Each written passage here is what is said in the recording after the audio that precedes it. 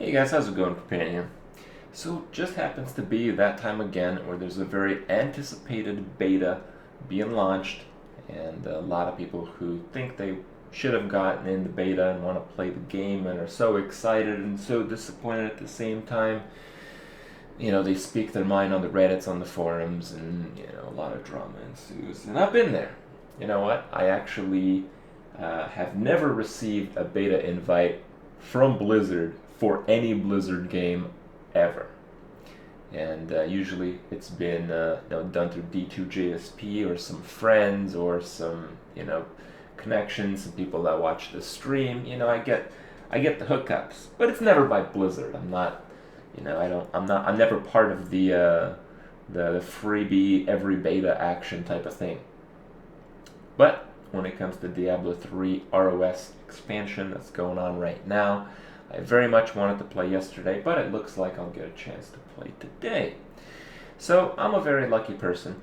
But for those that don't have the beta, they check out the streams, they check out a lot of other stuff, and they base their opinion of the game, whether or not they're going to play it, on that. And in the end, most people are kind of okay with the situation as it is.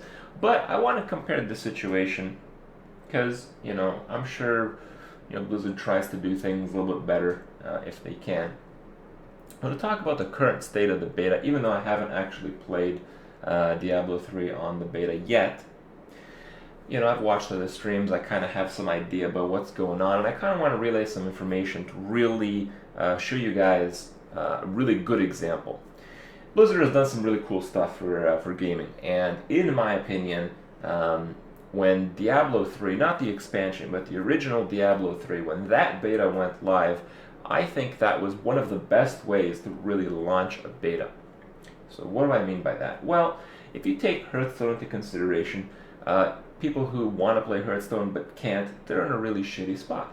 And they're in this spot because the progress in Hearthstone gets carried over. Hearthstone, you're pretty much playing the full game. Experience matters a lot.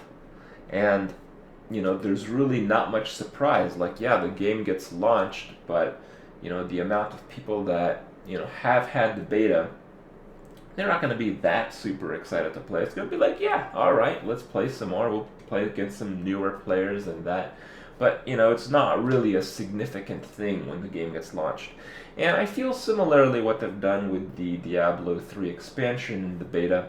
They've kind of gone with the Hearthstone model, which I feel is not very appropriate, where it's pretty much the full game. From what I have heard on the beta right now, you can play all the content in the D3 expansion except for the final boss. So, that is a lot more content than there was in the original Diablo 3 beta. In the original beta of Diablo 3, I feel it was so well done because there was so little of the game that you could actually play.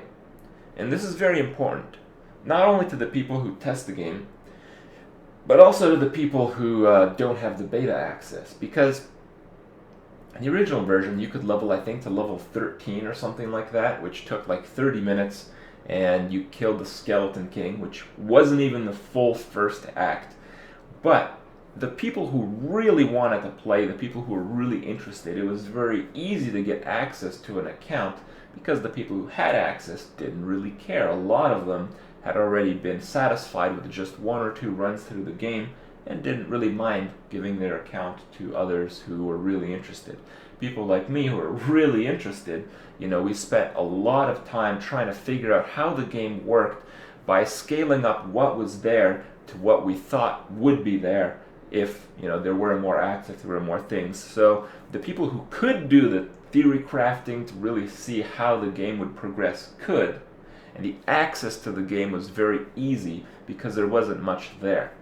And a lot of people, they didn't get the beta key, they didn't even care because you could pretty much see the entire version of the beta in like 30 minutes. And then the game launched, and it was a huge deal because not only was there 10 times the content as there was in the beta, probably more, but if you count all the different difficulty levels and all that, but it was that nothing was really spoiled. You didn't really know any of what was going to happen. You knew none of the scaling, you knew none of the abilities, and you knew none of the synergy between the classes at high level. You're pretty much completely in the dark.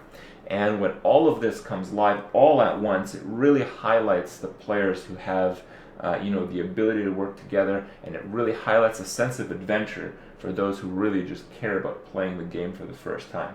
And all this stuff is kind of gone, and the place where one or two or three people that have beta and they never want to share it with you because they want to play all day because there's so much to do, I think it kind of detracts from that. And I hope that Blizzard kind of changes their model of how they release a beta in the future, possibly for upcoming games, but we'll see. I'm a little bit disappointed that not too many people get to play the game, even though I end up getting to play the game, but that's how it is.